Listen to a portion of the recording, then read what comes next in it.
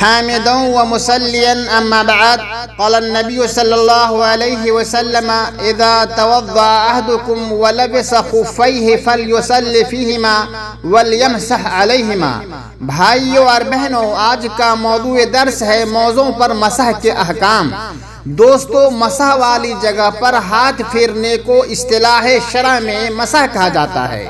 اللہ کے نبی صلی اللہ علیہ وسلم نے فرمایا، جب تم میں سے کوئی وضو کرے اور وہ موزے پہنے ہوں تو اسی میں نماز پڑھ لے اور ان دونوں پر مسح کر لے۔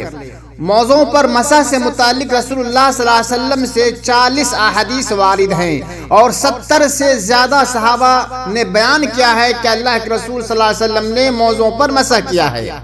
لغت میں خف کا معنی باریک چمڑے کا بنا ہوا جو پاؤں میں پہنا جائے۔ قاضی شوکانی رحمۃ اللہ علیہ فرماتے ہیں، خف چمڑے کے جوتے کو کہتے ہیں جو ٹخنوں کو چھپائے ہوئے ہوتے ہیں۔ مغیرہ بن شعبہ کا بیان ہے کہ رسول اللہ صلی اللہ علیہ وسلم وضو کرتے ہوئے جرابوں اور جوتیوں پر مسح کرتے۔ عبداللہ بن عمر فرماتے ہیں، جرابوں پر مسح چمڑے کے موزوں پر مسح کرنے کی طرح ہے۔ جورب پاؤں کے لفافوں کو کہتے ہیں۔ ابو بکر بن عربی فرماتے ہیں، گرمی حاصل کرنے کے لیے اون کے بنائے گئے پاؤں کے 2 غلافوں کو جورب کہا جاتا ہے۔ حتیٰ مالکی کہتے ہیں، جورب جو چمڑے کے موزے کی شکل کا ہو اور سوتی یا اونی کپڑے وغیرہ سے بنایا گیا ہو۔ اسی طرح تساخین ہر اس چیز کو کہتے ہیں جسے پاؤں کو گرمی پہنچانے کے لیے پہنا جائے، خواہ وہ چمڑے کا ہوں یا اون وغیرہ کے موزے ہوں۔ شیخ تقی الدین رحمہ اللہ فرماتے ہیں، اگر پاؤں ننگے ہوں تو ان کا دھونا افضل ہے، اگر پیروں میں موزے ہوں تو ان پر مسح کرنا افضل ہے۔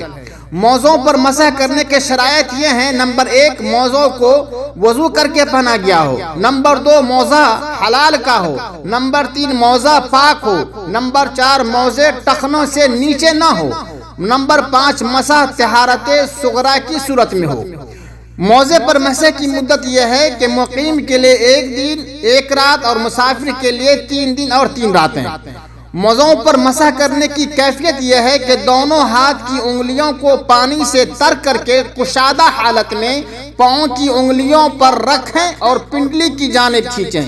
اس کیفیت سے دونوں پیروں کے اوپری حصے کا دائیں پاؤں کا دائیں ہاتھ سے اور بائیں پاؤں کا بائیں ہاتھ سے 1 بار مسح کریں۔ علماء کا اس بات پر اتفاق ہے کہ موزوں پر مسح سفر، حضر، ضرورت، بلا ضرورت، بہر صورت جائز ہے۔ مرد اور عورت اس حکم میں شامل ہیں۔ مسح موسم سرما موسم گرما دونوں میں جائز ہے۔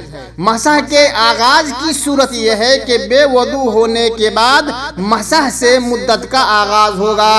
اللہ ہم سبھی کو دینی احکام و مسائل سمجھنے اور اس کے مطابق عمل کرنے کی توفیق دے، آمین و صلی اللہ علیہ وسلم۔